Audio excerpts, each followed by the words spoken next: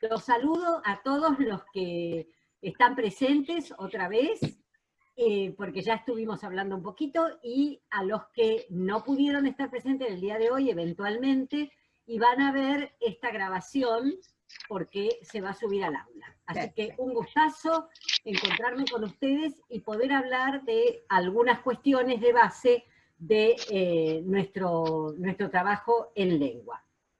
Lo primero que quiero hacer es repasar brevemente lo que fue la clase 2 y el porqué de los temas de la clase 2. Ustedes habrán visto que en la clase 2 se trabajaron los principales ejes, se retoma lo que se les había planteado en la clase 1. ¿Para qué? Para que todos tengan bien presente la estructura de las secuencias en lengua. Entonces ahí hay un repasito y algunas preguntas, ¿no? Que las preguntas siempre tienen que ver, las estoy mirando acá en otra computadora, siempre tienen que ser, hay actividades que son básicas, ¿cuáles son estas en un grado de primer ciclo? ¿Y cuáles son las de un grado de segundo ciclo? Siempre se les pregunta lo mismo, ¿para qué? Mi idea es que todos tengamos las secuencias, los modelos, no las secuencias específicas, sino los modelos de trabajo, que los tengamos así, para poder explicarle a cualquier docente que nos pregunte, y los referentes para poder observar si el docente está teniendo alguna duda, alguna vacilación, o alguna cosa que está haciendo realmente muy bien y que vale la pena compartir con otros. ¿Entienden? Sí, entonces, si nosotros resumimos un poquito lo que se ve en esa primera parte de la clase 2, se ve que ustedes tenían que releer atentamente las secuencias para entender lo que también está explicado en el PowerPoint que se llama La enseñanza de la lengua en la escuela primaria. Ahí se explica que en realidad en lengua hay una especie de gran estructura madre que se prolonga desde el primer grado hasta el sexto grado. En esa gran estructura de enseñanza, es decir, en esa gran estructura didáctica, hay siempre un texto como base. ¿Por qué? Porque, como bien sabemos, el texto es una fuente rica de información de todo tipo. No hay texto que no tenga palabras, no hay texto que no tenga oraciones, no hay texto que no tenga párrafos o versos si es un poema, es decir, que no tenga una estructuración.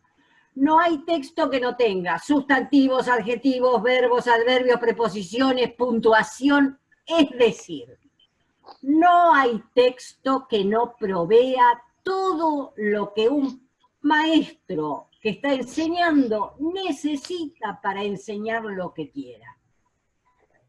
Por eso partimos de un texto, porque es la unidad más rica de información. Pero una vez que tenemos el texto, tanto en los grados del primer ciclo como en los grados del segundo ciclo, tenemos que tener una forma de abordaje. Y esta forma de abordaje pasa por 3 momentos de base. Siempre hay un momento de aproximación global, de conversación, de empezar a activar lo que yo sé y ponerlo al servicio de eso que voy a leer y que voy a aprender a leer.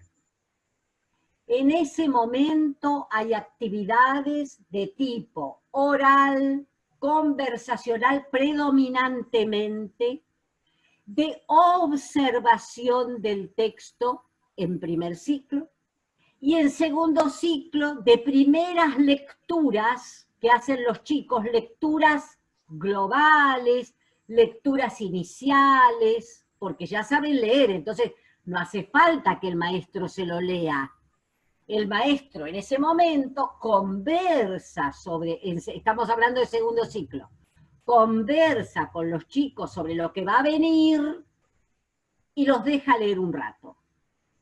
Pero después tiene que volver a conversar para ver cómo entendieron con esa lectura autónoma. Ese momento, si estamos en primer ciclo, lo llamamos global, holístico, conversacional. Si estamos en segundo ciclo, se podría llamar, como en los antiguos modelos, momento de la prelectura. Momento de las primeras aproximaciones al esquema general. ¿Está?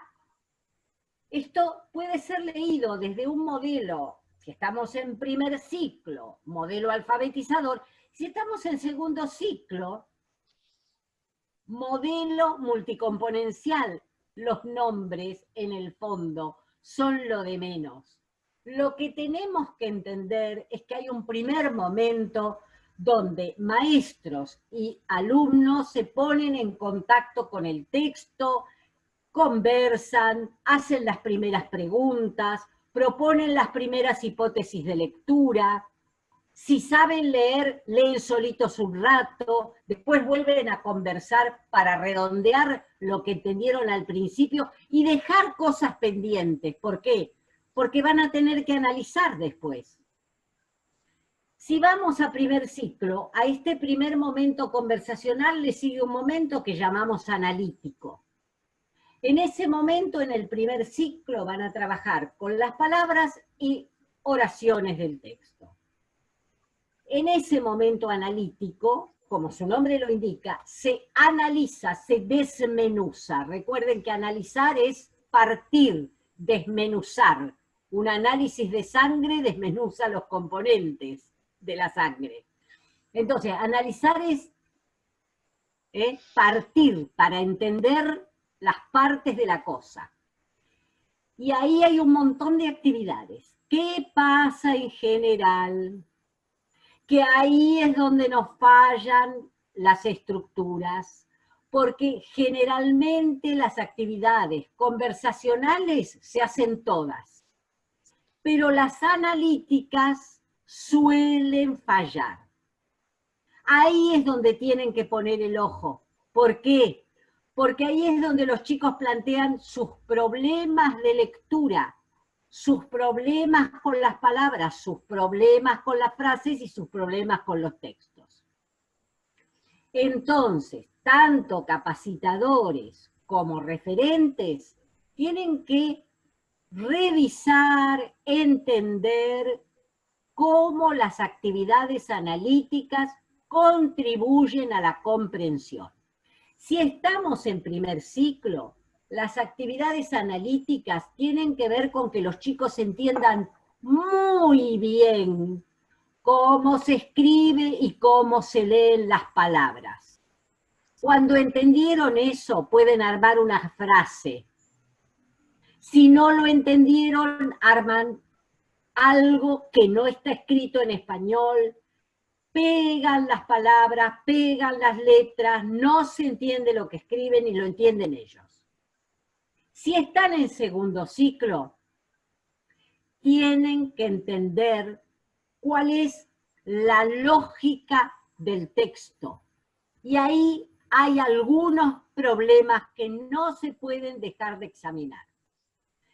Tienen que entender cómo están estructurados, por ejemplo, los párrafos.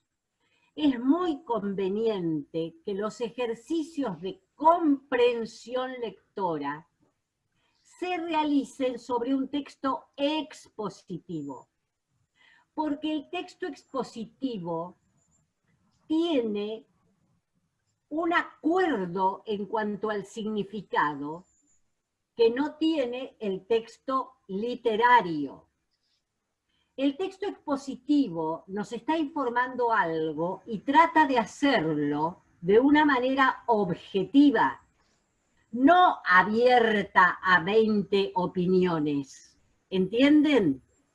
Entonces, el texto expositivo sirve mucho para ejercitar la comprensión lectora de los alumnos del segundo ciclo.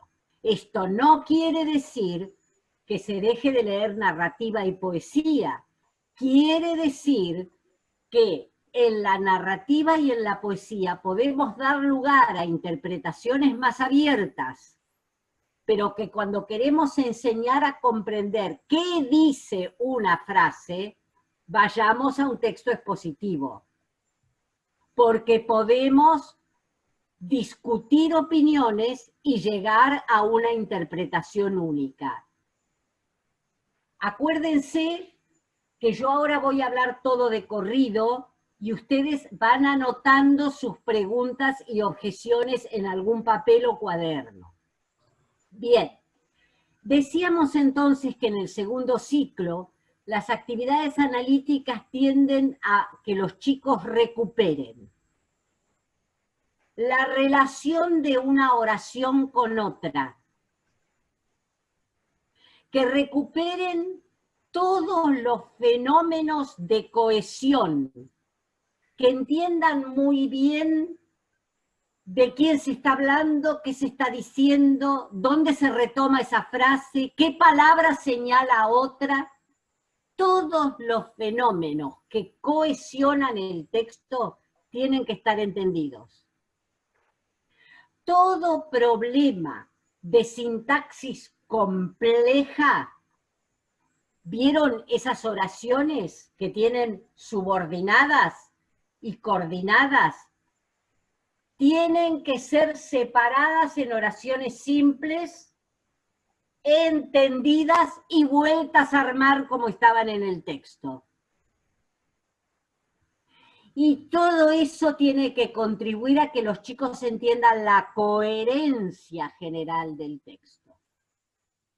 Cuando esto está entendido, decimos que el lector tiene un modelo mental de lo que el texto le está proponiendo. Entonces, llega el momento del tercer aspecto, que es la síntesis. En el primer ciclo, el chiquito que desmenuzó las palabras, las volvió a armar, las reconoció, las puede escribir, las puede leer, es invitado a varias cosas. A escribirlas al dictado, a dictarle a un compañero y a armar frases. Las frases pueden estar armadas sobre las frases del texto que leyó o puede aventurarse con sus compañeros a crear nuevas frases y hasta usar nuevas palabras con las letras que fue aprendiendo cuando hacía el análisis. Esto es la síntesis. La síntesis siempre es una producción de una lectura completa del texto que se estuvo leyendo y una producción de una escritura. En segundo ciclo, idem. El alumno del segundo ciclo es invitado a hacer un resumen del texto, contestar preguntas sobre el texto, reformular oraciones del texto, plantear una opinión, formular una crítica, justificar un punto de vista a partir de lo que analizó. Se ve todo esto, ustedes cualquier cosa se anotan las dificultades de lo que yo acabo de decir y después me preguntan todos juntos. Entonces, esto por eso fue la primera parte. En la segunda parte, estoy mirando las tareas, se proponen las tareas que ustedes tienen que hacer, ¿no es cierto? Ustedes tenían 3 anexos. Un anexo tiene las secuencias 1. Es decir, esas secuencias que en forma de guiones se fueron elaborando para acompañar a los docentes en la relación virtual con sus alumnos. Fueron pasadas a formato secuencia de clase, secuencia didáctica, era un guión y fue pasado a secuencia didáctica. ¿Con qué objetivo? Con el objetivo de que en la capacitación estas secuencias sean retomadas por los capacitadores para que los maestros las trabajen con sus alumnos. Ya las vieron en la virtualidad, no importa, en la virtualidad no estaban con su maestro, ahora están con su maestro. En la virtualidad no siempre le pudieron plantear las preguntas, no todos se pudieron conectar. Y además, aunque lo hubieran hecho, como se dice en el marco general de esta capacitación, no es lo mismo compartir la reflexión metacognitiva con los compañeros y el docente. Entonces, lo primero que se les invita a hacer es a releer una y otra vez las secuencias 1. Y ustedes tenían unos trabajitos. En la clase se dice claramente que no podemos destinar ni perder un minuto de tiempo en tomar un diagnóstico para después empezar a enseñar. Esto no puede ser en este año, imposible, imposible. El diagnóstico por separado nunca sirve de mucho, les saben perfectamente que nuestra posición es que uno diagnostica a la par que enseña. Pero entonces un maestro les puede preguntar en la capacitación o le puede preguntar a un referente, ¿cómo hago un diagnóstico mientras enseño? Entonces en la clase ustedes tienen un recorrido muy sencillito, que cualquiera puede hacer. Y el maestro se puede ir acostumbrando a que esa especie de diagnóstico sobre la marcha o monitoreo de proceso lo tiene que ir haciendo él solo, no necesita diagnosticar al principio y olvidarse después. ¿Cómo se hace? Yo acabo de enseñar, o creo que enseñé, porque todos creemos que ya enseñé, ya lo di. ¿Se acuerdan el ya lo di? Esto yo ya lo di. Muy bien, ya lo di, perfecto. ¿Por qué no verificamos si lo que yo di el niño lo tiene apropiado? Y entonces, ¿qué hago? Un diagnóstico en proceso. Tomo el grupito de problemas, y si es posible uno solo que di, y entonces les digo a los chicos, bueno, ¿esto lo entendimos bien? Bien. Entonces ahora, cierren el cuadernito. Esto no se califica, no es una prueba, no es nada, es para ver. Y prepara un ejercicio igual. Supongamos que estuvieron encontrando palabras entre distractores.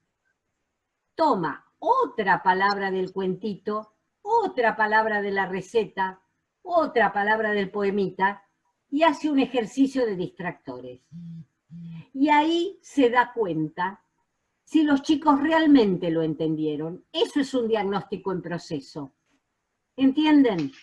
Entonces, si no lo entendieron, si hay un grupo mayoritario de chicos que no lo entendió, aun si hay uno que no lo entendió, corresponde volver a hacer el ejercicio con una explicación de él, con un trabajo en grupo para ver si todos se explican entre todos.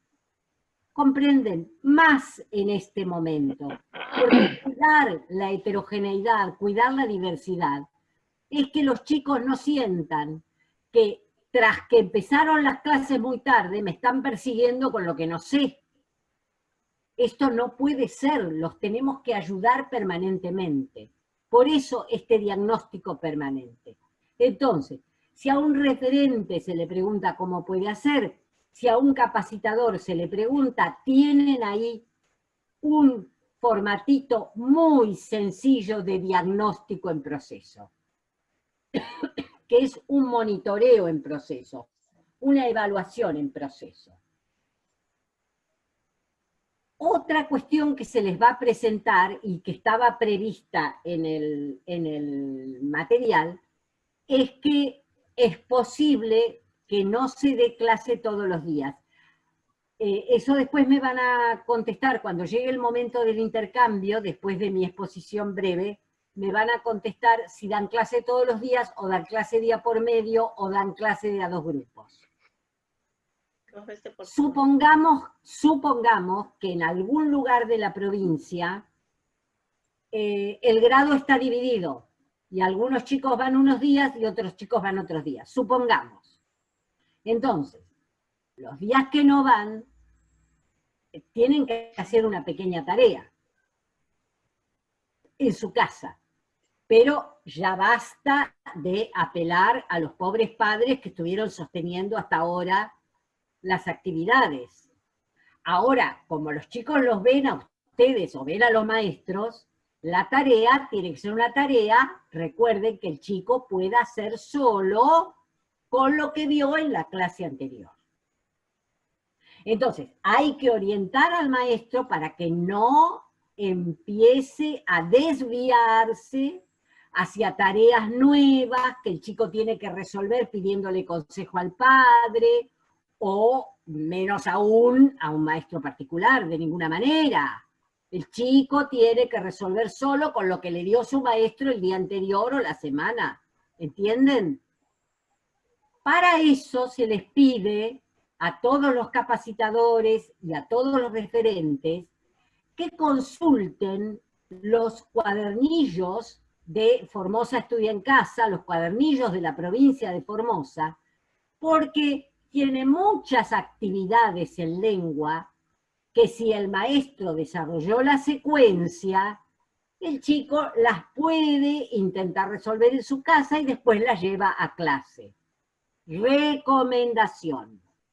Para el caso de que los chicos no vayan toda la semana completa a clase, revisen tanto los capacitadores como los referentes el cuadernillo, los cuadernillos de Formosa Estudia en Casa, para encontrar actividades que los chicos puedan realizar en su casa, le marcan una actividad, porque ese cuadernillo los chicos lo tienen, le indican una actividad, el chico la resuelve en su casa y a la clase siguiente se repasa, se comenta, se ve. Bien. Otro elemento que es, entonces, tienen todas las secuencias, leerlas, estudiarlas, porque lo primero que van a tener que hacer los capacitadores con los maestros es ayudarlos a mirar las secuencias y a ponerlas en marcha. Segunda tarea, otra tarea que tenían ustedes, recomendar actividades del cuadernillo de Formosa Estudia en Casa para el caso en que los chicos no asistan a clase todos los días. Y finalmente también hay un anexo que tiene los contenidos básicos, no los voy a desarrollar acá, pero son los básicos de los básicos de los básicos. Ustedes en el trabajo práctico que tuvieron que entregar, trabajaron sobre ese tema. Algunos pusieron un montón, ya no eran básicos. Otros hicieron un recorte.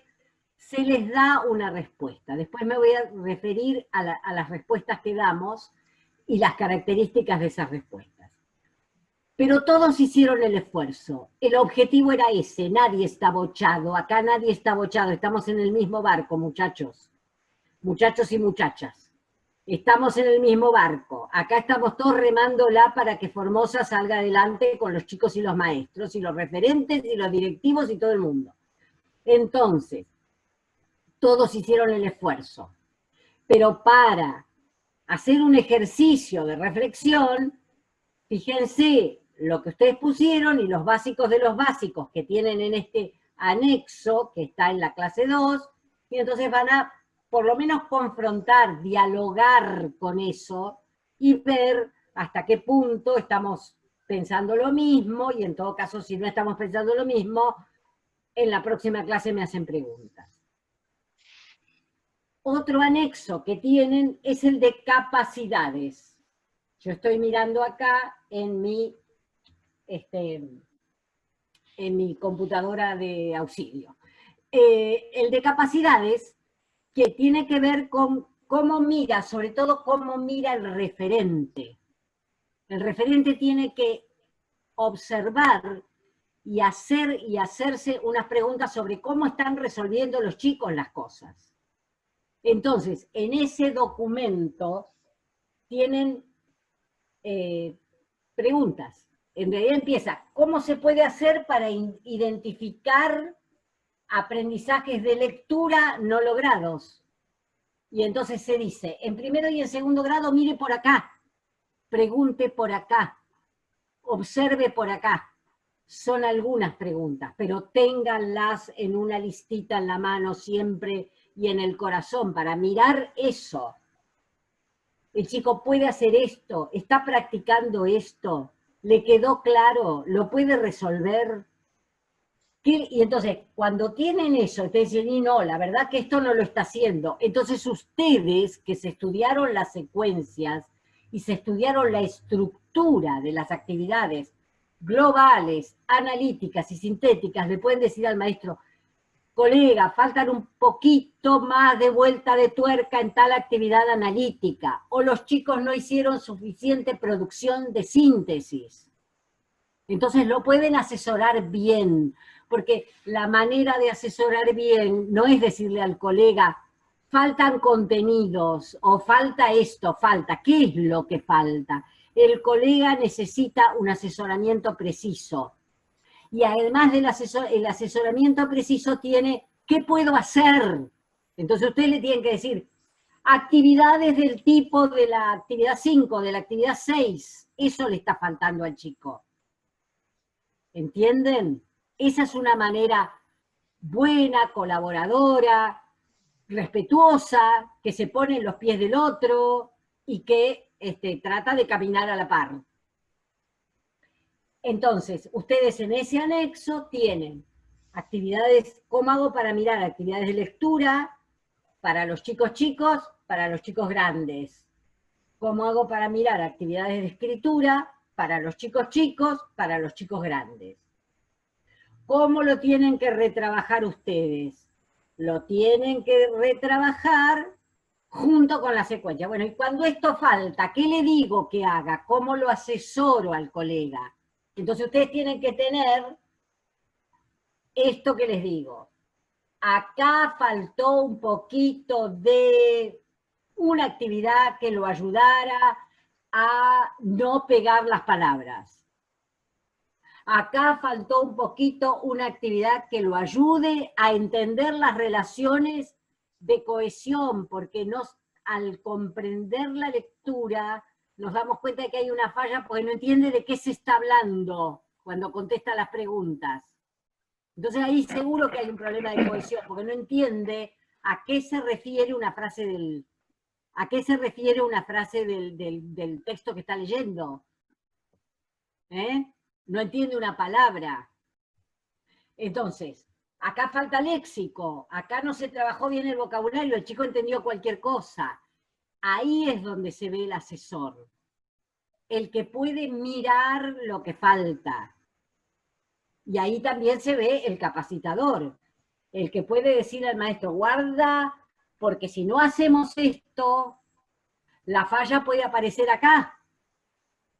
No subestimemos esta tarea pensando que los chicos se aburren o qué sé yo. Hágala divertida, bailen, canten, hagan lo que quieran, pero hágala porque si no los chicos van a tener este problema. ¿Entienden? Bueno, entonces, ya les expliqué cuál es la estructura general que gobierna la comprensión y la producción desde el primer grado hasta el último, desde el modelo alfabetizador al modelo multicomponencial. Siempre tenemos una mirada global, una conversación, que por supuesto se sigue conversando todo el tiempo, pero ahí fundamentalmente es más oral, luego un análisis y luego una síntesis o producción. Y eso se da de primero a sexto grado. Les expliqué que este año hay contenidos básicos de básicos, no podemos con todo. Ustedes hicieron un ejercicio, lo pueden confrontar con el que hicimos nosotros en el grupo.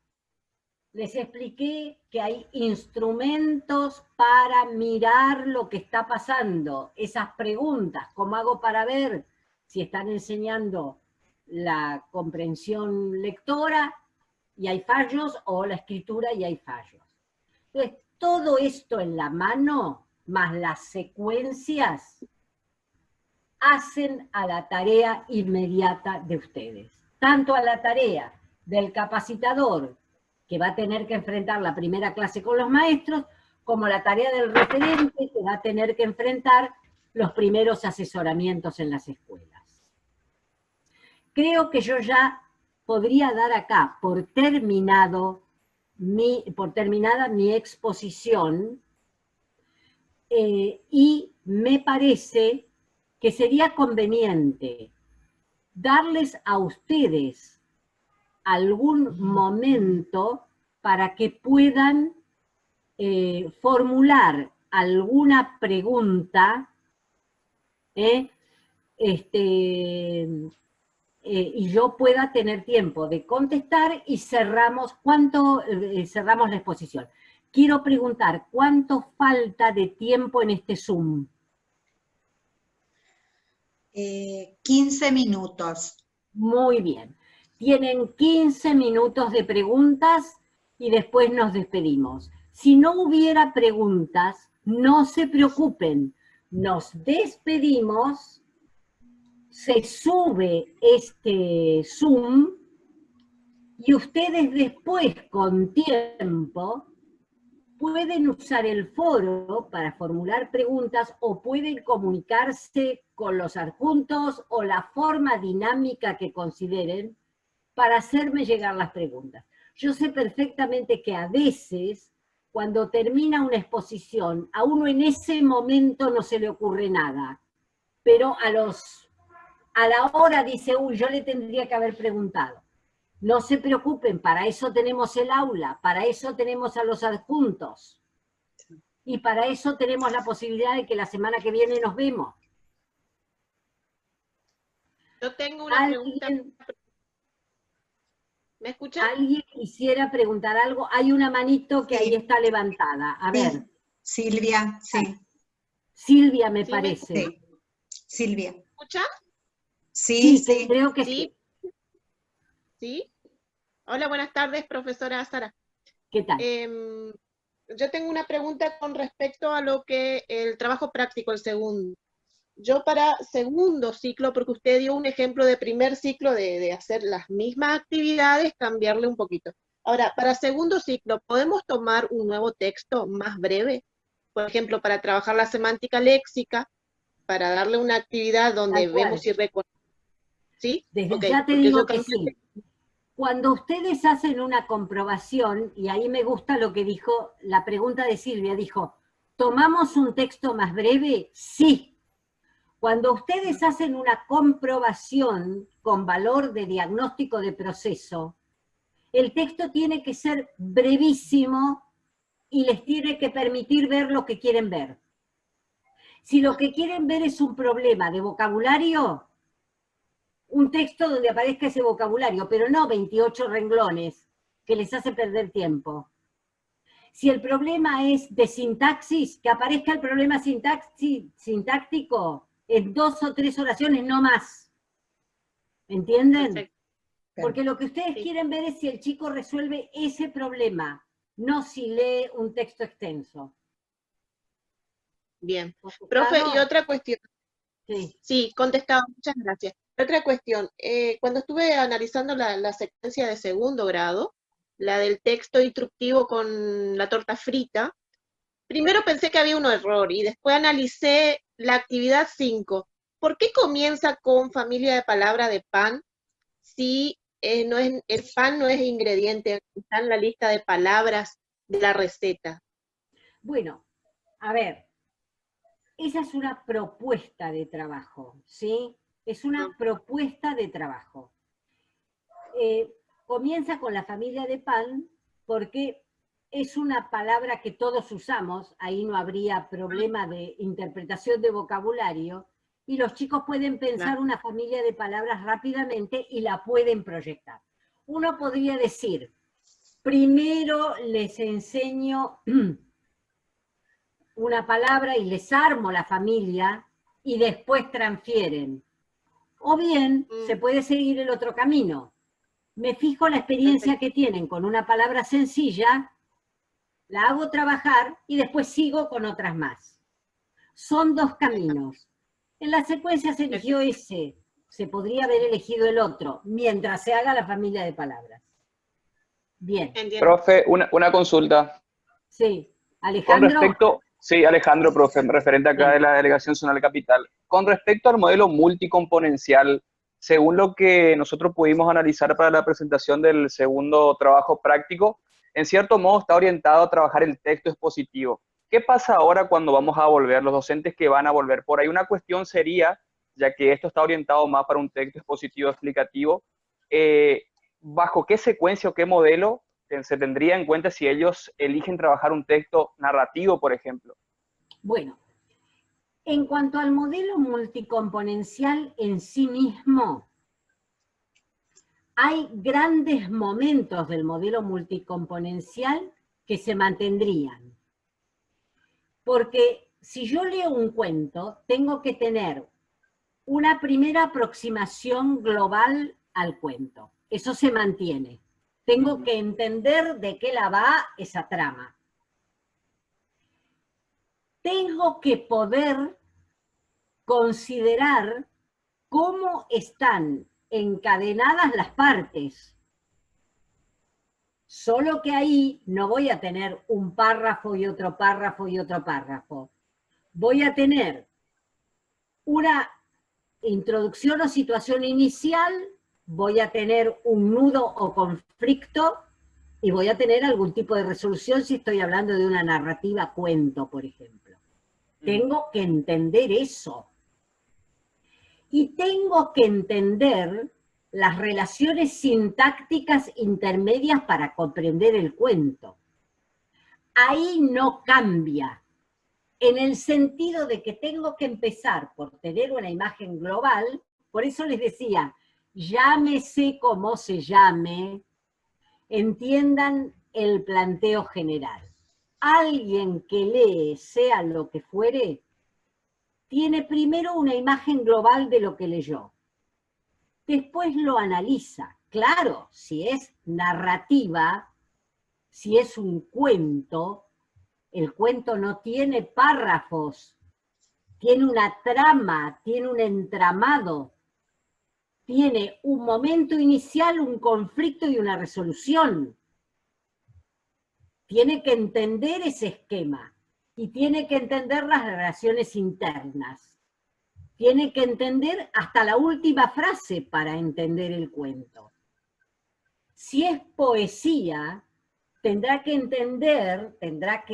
entender, jugar con la estructura de ese poema, los ritmos, las metáforas, la comprensión interna.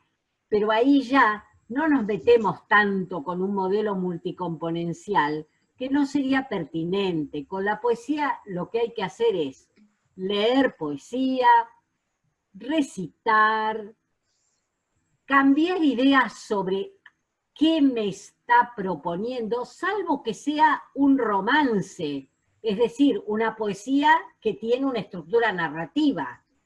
¿Entienden? En ese caso uno puede decir, comprendo una especie de trama. El romance del caballero y la muerte, qué sé yo.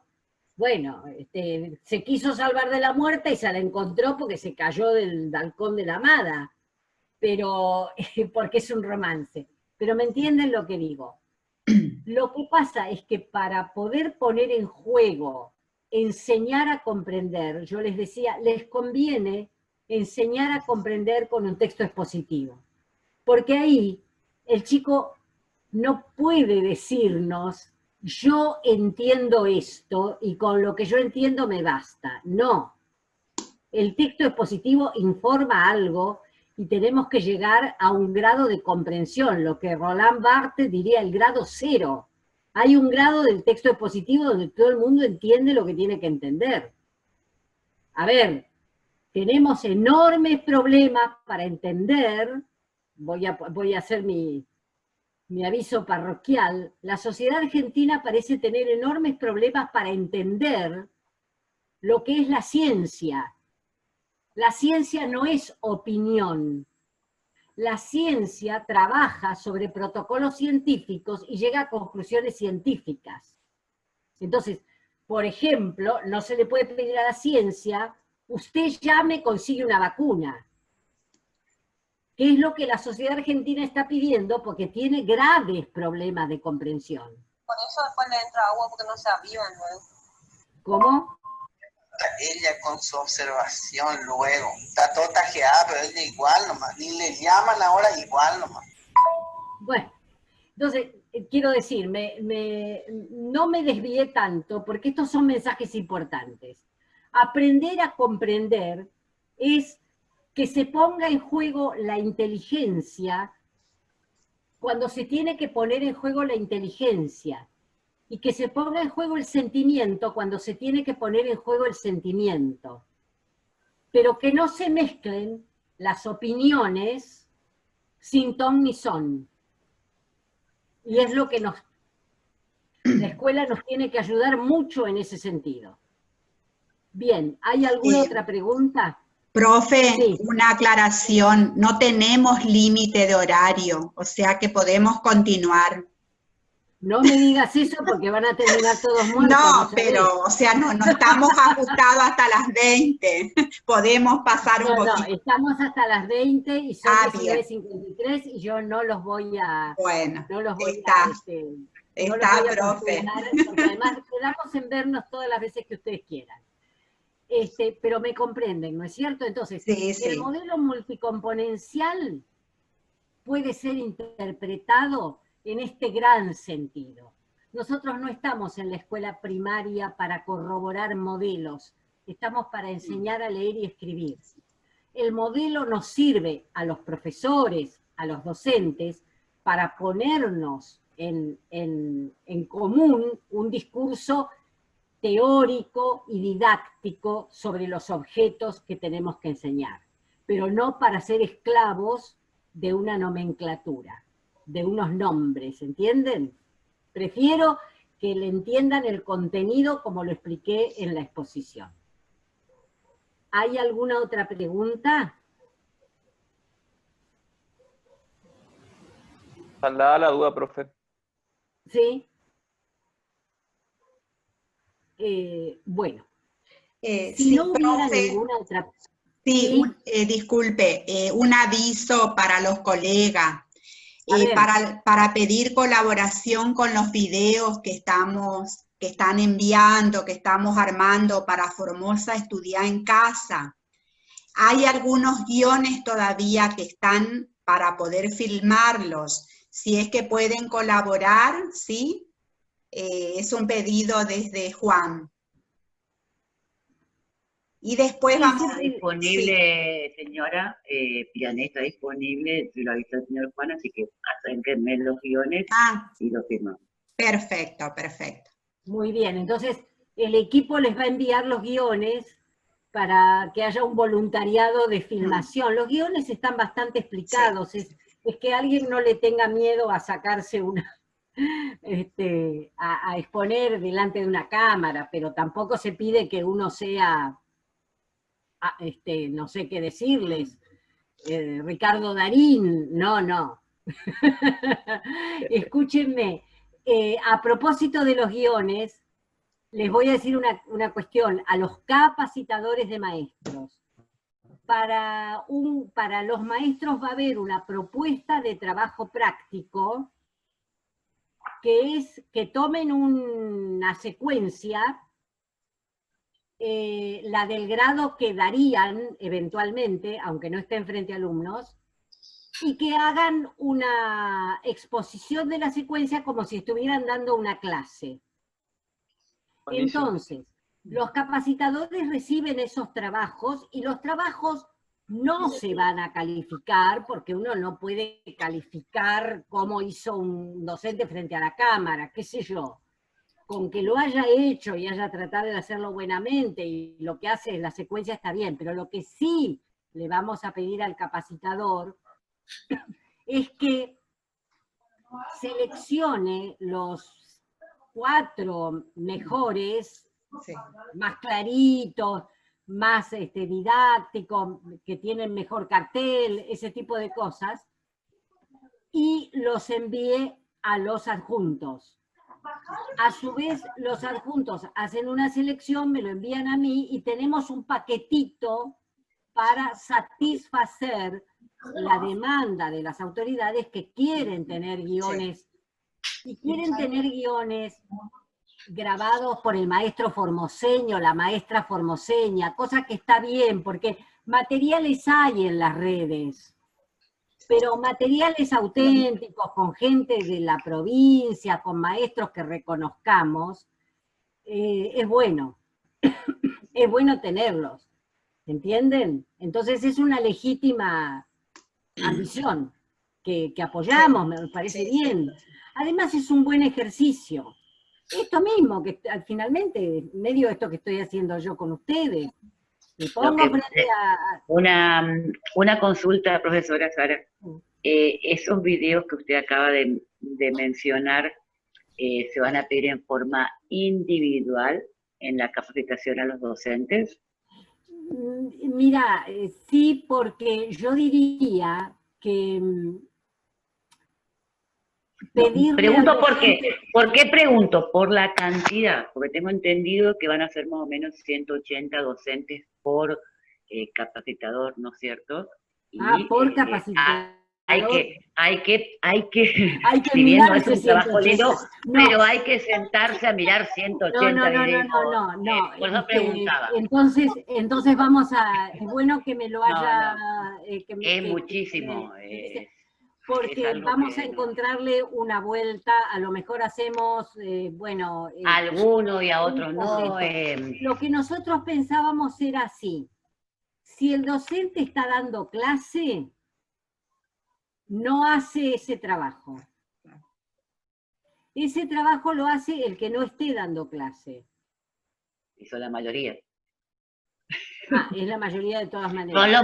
Son los más lo que está hasta la fecha, no están...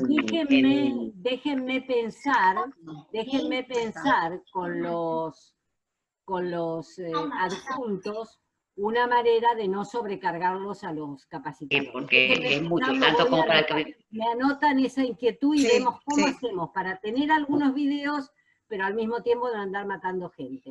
Sí, porque va a matar tanto a adjuntos como a capacitadores, señora Sara. De acuerdo.